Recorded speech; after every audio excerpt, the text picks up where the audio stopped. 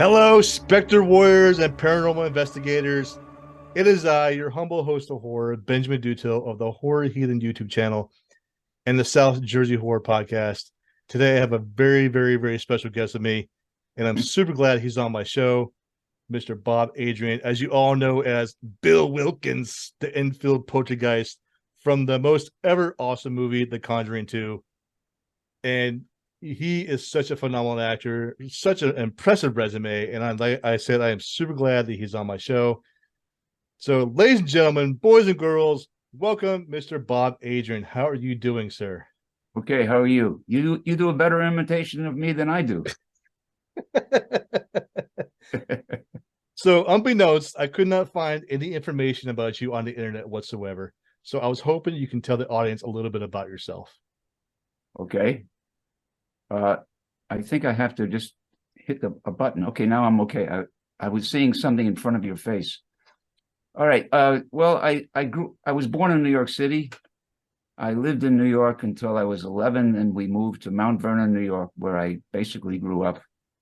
And I'm just going to trace a little bit of how I developed as an actor in terms of where I grew up and what I did. Absolutely, go for it. So the influences on me early on, my earliest influence that I can remember was a teacher that I had in grade school who taught literature, and she assigned poems to us. Everyone had to get up and do their poem, and she recorded them. And mine was Daniel Boone. I remember the beginning lines. Daniel Boone at 21 came with his tomahawk, knife, and gun home from the French and Indian War to North Carolina and the Yadkin Shore. And I did the whole poem, and then afterwards she played it back, and I liked it. I had never heard my voice recorded, and I said, wow, this is fun. I like doing it.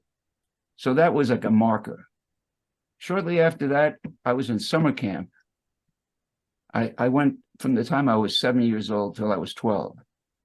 And they had shows every week there was a play. And the head of the department, the drama department, so to speak, was a guy named Artie Altman. I can picture him like it was yesterday when I was about 8 years old. He did a reading of The Telltale Heart.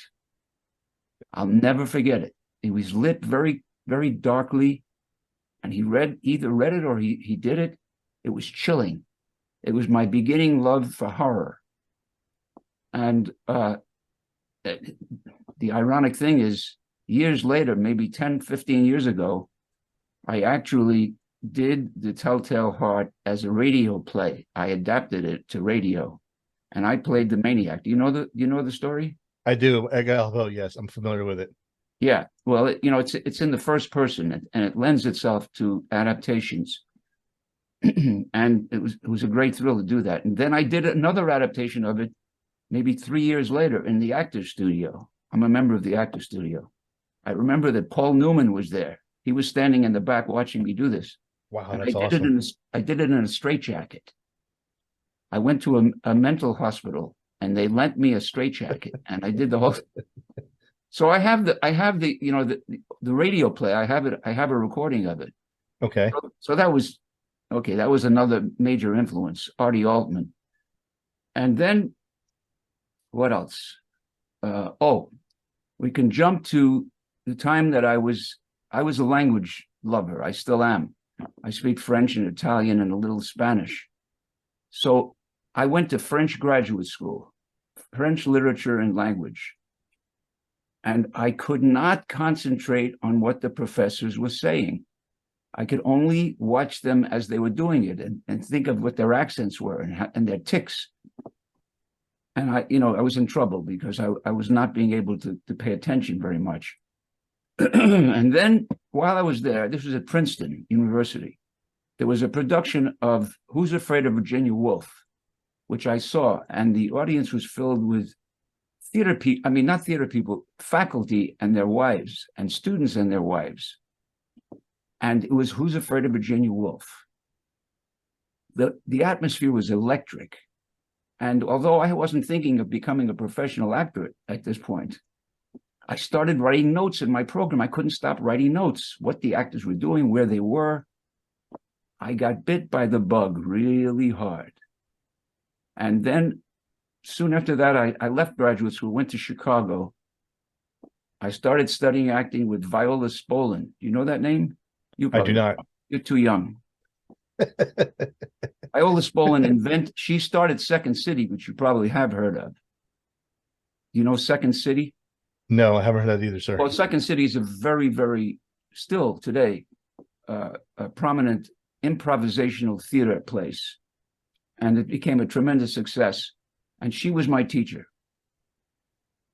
We did theater games. The only problem was there was a bar adjacent in the theater space. And afterwards, she'd go to the bar. I hope I'm not maligning her too much, because she's not alive anymore. And she was very nice to me, and I was really interested. But she was sitting next to me at the bar downing margaritas, and she said to me, "You know, Bob," she said, "you have a very good sense of truth." And I said, "What?" "Very good sense of truth." A very good sense of truth, but I had to ask her 5 times because of the slurring.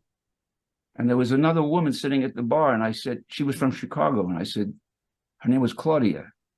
And I said, "You know another teacher in Chicago?" And she said, "Ted Liss." So I started studying with Ted Liss, who was a magnificent teacher. And I stayed with him for 4 or 5 years. And while I was in Chicago, I did a bunch of plays and did some movies, commercials, print work. The rest is history. Those were that's the major growing up period. Many people influenced me along the way, though. That's good. That's an excellent story. Very inspirational. And it sounds like that you've had some good influences when it comes to your acting career. So yes, that's a very good story. I enjoyed listening to that. Truly, I did. That was fantastic. thank you.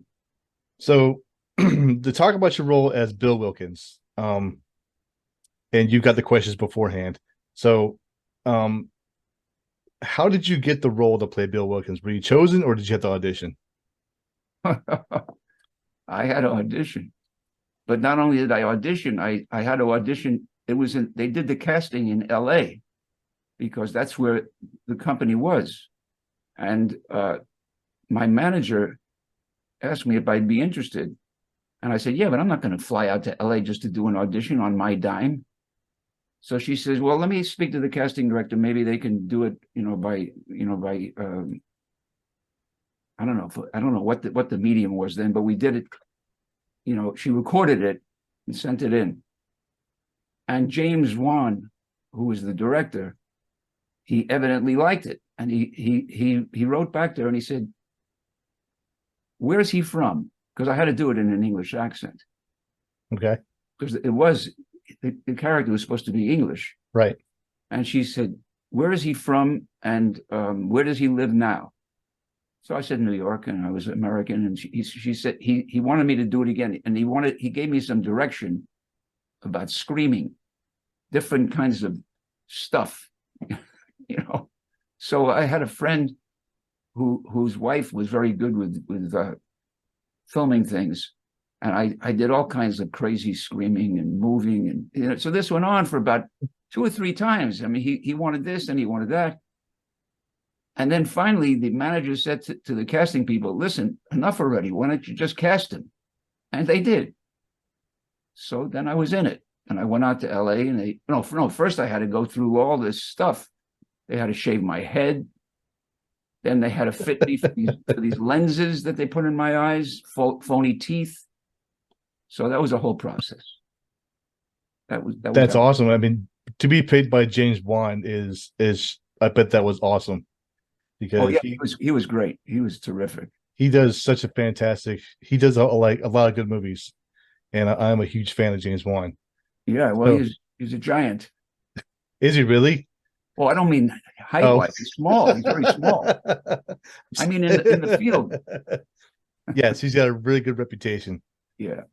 So, how did it feel to have acted in a movie that's such part of a big, huge franchise. I mean, the Conjuring universe is a big thing. How does it feel to be a part of that?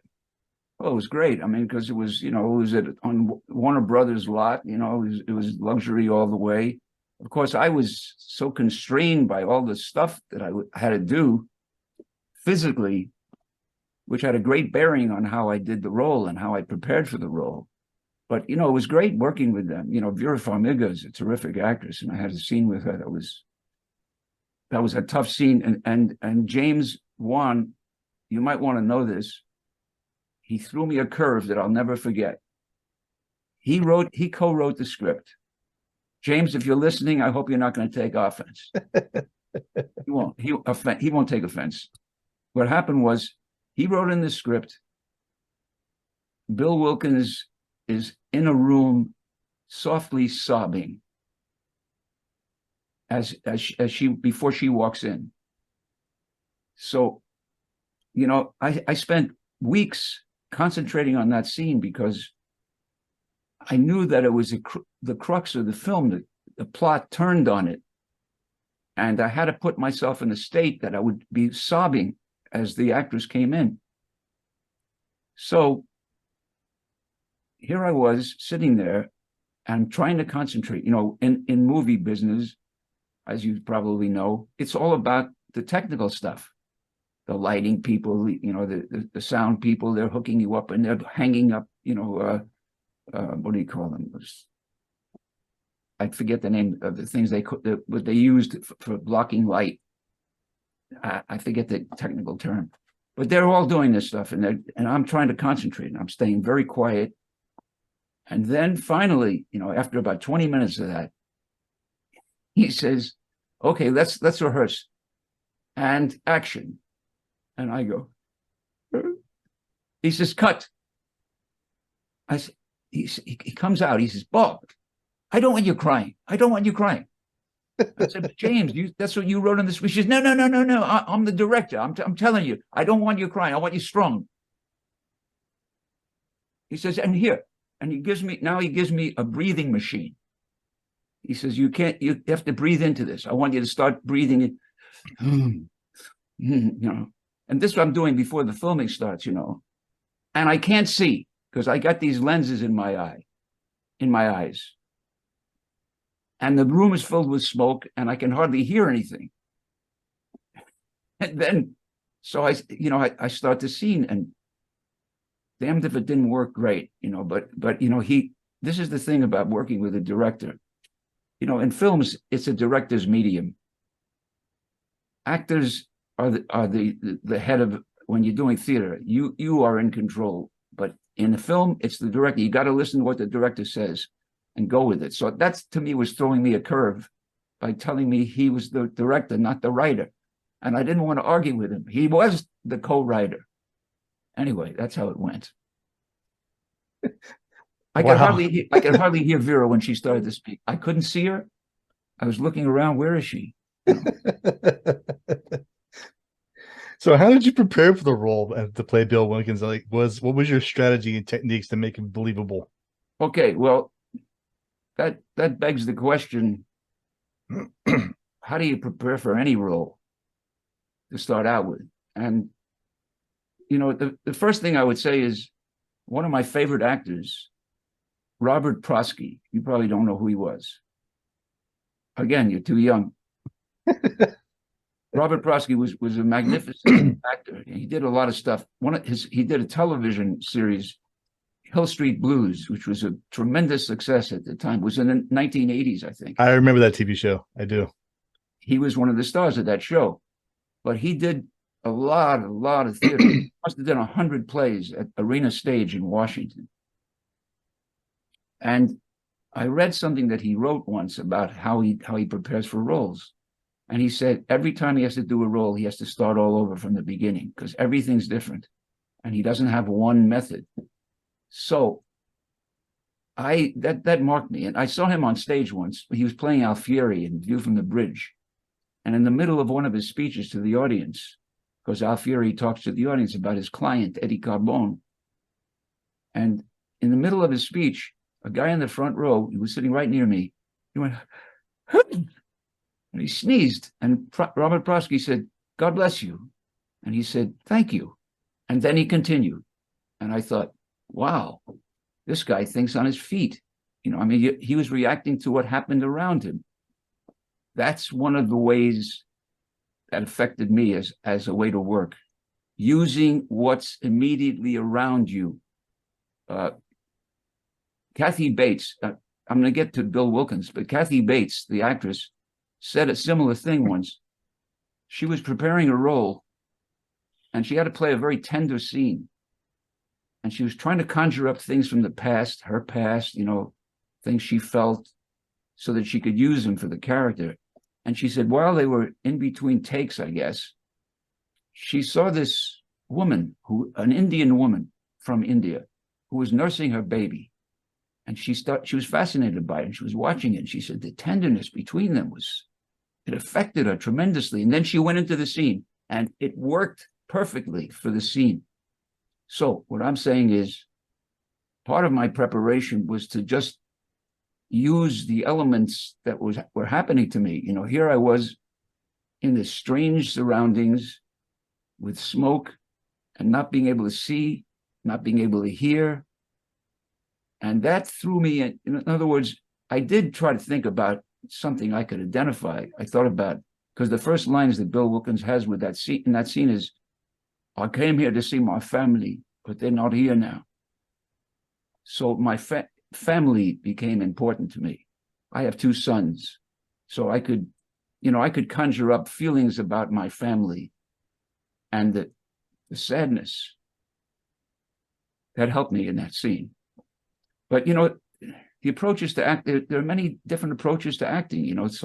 So I use a combination of things. Did I answer the question? Perfect answer. I love it. That was great.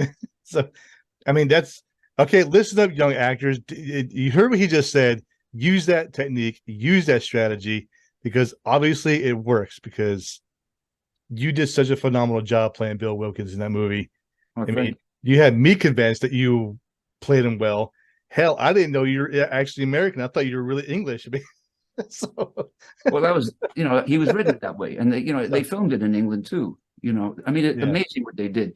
They constructed a set in LA that was exactly what they were going to shoot in England, and then they did shoot in England. I didn't go to England. Oh, okay, that's cool. The behind the scenes secrets. I love it. That's great.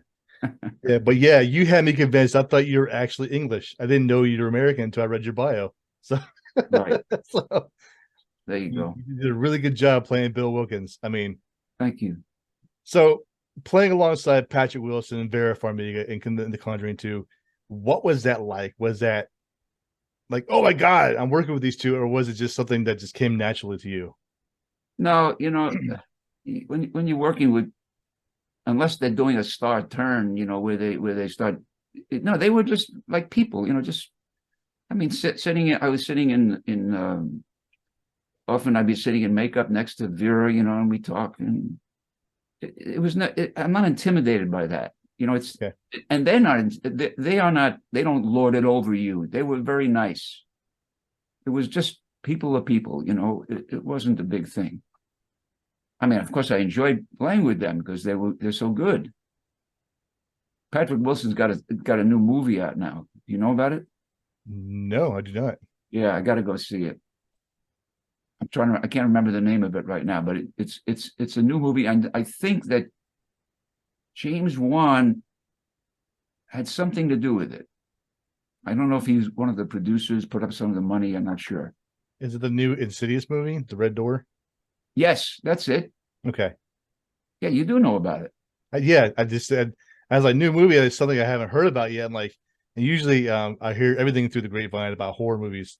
But now that I know what you're talking about, like, yeah, that's the most recent movie he's done that I know of anyway, is the Insidious, The Red Door. So unfortunately for him, the movie kind of opened at the same time as Oppenheimer and Barbie. So everyone's going to see those movies instead of his. I know. I went straight to the theater and watched the Insidious movie. I didn't care what the other was. But I didn't hear what you said. Sorry. But I went straight to the theater and watched the new Insidious movie. I didn't really Oh, care you for the saw other it. one. You I saw it, did. right? I did. How was it? What do you think? My honest opinion, I don't like to degrade people on movies because I have a lot of respect for actors and what they do in behind the scenes and stuff like that. But in my opinion, it could have been it could have been a lot better. So Oh, sorry to hear that. yeah, but other than that, the actors like Patrick Wilson, then they all did a good job playing. It's just I didn't really enjoy the storyline too much. Well, that So means something. yeah. That's not going to stop me from going to see it. I will go Oh see no, no, please don't let my opinion. I mean, I want you to form your own opinion about the movie. So it. Okay. I mean, I don't. But yeah, but I'm still gonna love the hell out of the Insidious franchise. I mean, no matter what. So Yeah. Yeah. okay, so you already answered the question. What got you inspired to get into acting, and who your biggest influences are? Was very good answers, and I enjoyed listening to your story about that. Um, and you've already talked about your strategy and like I your got to say techniques. one. I got to say one other thing about Oh, on okay. that subject. Another major influence on me was Alec Guinness. Alec Guinness, I happened to have seen. First of all, I knew that he, as a young actor, young kid, he and his friends would hide and they would watch people come by and then imitate their walks. So it was a physical thing that he did, and he used that in his movies. I don't know if you've ever seen the bridge over the River Kwai. No, never heard of it. See that movie? Okay. I think he won the Academy Award that year for that role. He plays a prisoner. I think it was maybe during the World War II, may have been Japanese and he's in this prison, this cell for weeks on end as punishment. And he comes out and he does this walk. I mean, it's incredible. And I saw him do a play in London called Voyage Round My Father, where he aged 40 years in the play as his son described his life. And at a certain point, he was wheeled upstage in a wheelchair. And I said, how did he get? I didn't even see him getting older. And then he died. And you knew he died. He lifted his arms straight up in the air with his back to the audience. And at a certain point in the middle of his son's speech, they just came down and everyone knew he was dead. The play ended shortly after that.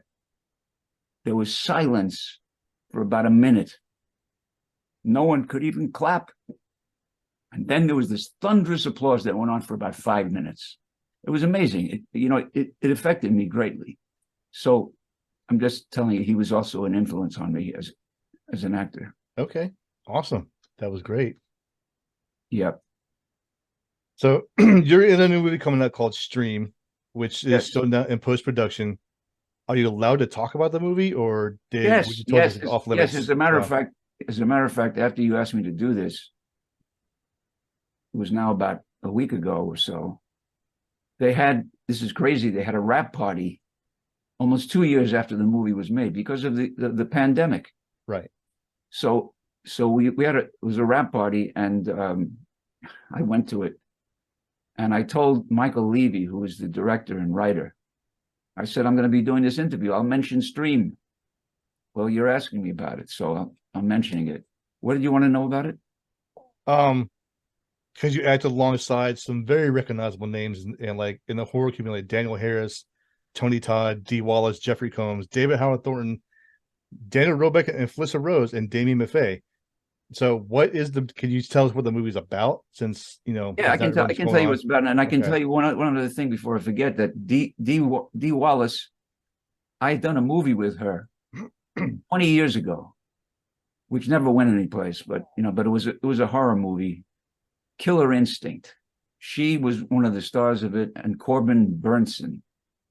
Anyway, so she's in this movie. I didn't have any scenes with her in Stream. What it's about, it's kind of got an interesting plot. It's similar to, there's a short story called The Most Dangerous Game. Okay. Which is a classic short story about a demonic guy who I think his name is Astrov, he lives on an island, and he blows ships off course. He has some special thing in the ocean that makes them flounder in the sea, and then they're swept into his island. And then he plays the game with them. The game is the most dangerous game because he's tired of hunting animals, so he hunts people that he captures. He lets them loose for 24 hours, and then he has to come after them. Okay, I'm mentioning the plot of that because Stream is a similar thing. It's a diabolical game that's going on where people are locked into a hotel. And I'm not going to tell you what happens, but okay. But they're at risk of dying. And I can tell you that I die a horrible death. I'm not going to tell you what it is, but it's a great kill. So what is your role in the movie? What do you do in the movie? I'm one of the guests. I'm one of the guests. Okay. Complaining about noise that I'm hearing. That's all I'm going to tell you. Okay. Understood. I'm not going to push it further. But it's a chilling plot. I don't know how the movie's going to look, but I think they're very capable. These guys, Fuzz on the Lens Productions. That's the name of the right. Yeah, that's Michael Leavy's thing. Yeah, that's right. And they co-produced Terrifier 2. Yep. Did you see that? I have. I've seen it numerous times. Numerous times. You liked it? I love Jason Levy and the other guy who did it. I can't remember his name. The actual director from Terrifier. Oh, Damon Leone. Damon Leone. Yes. Damon Leone. Yes, I follow them all over social media. So yes, and there's the third one coming out. I'm looking forward to seeing too when it comes out and it's released. So well, Michael told me at this rap party that they already have a distributor, so it's going to have a theatrical release, which is good. I'm talking about Stream. Okay. Yeah. Stream, not Stream. Well, I'm looking forward to seeing it because I love all the actors in the movie, and I'm sure you all did a phenomenal job. I cannot wait to see it. I enjoy a lot of horror movies. That's my thing. So, are there any other upcoming projects that you are allowed to talk about before I wrap this up? Well, I just did 2 short films. One of them I'm really proud of. It's called On Fumes. Okay. And it's a small film, but it was so well done. So well done, if I do say so myself. I'm the voiceover in the film, all through the film. But the cinematography and the music and the acting was just great. That's the latest. Right now this strike that's on is preventing almost any work. I know it's been detrimental on a lot of things lately, and I understand why they're doing it. I really do. So, but there's nothing I can really complain about it. But that's all I have. And thank you for your time. I really do appreciate it. Thank you. I wish you nothing but the best in your success in your career. Thank you. Same to you. And very prosperous career, because you are an awesome actor. Let's see, you had me believe that you're English in the movie Conjuring 2 as Bill Wilkins, and I absolutely loved it. So thanks, Ben. Ladies and gentlemen, paranormal experts everywhere, Mr. Bob Adrian, the talented, the awesome guy. And I thank you for your time, and I wish you a wonderful weekend. You too. Take care, sir.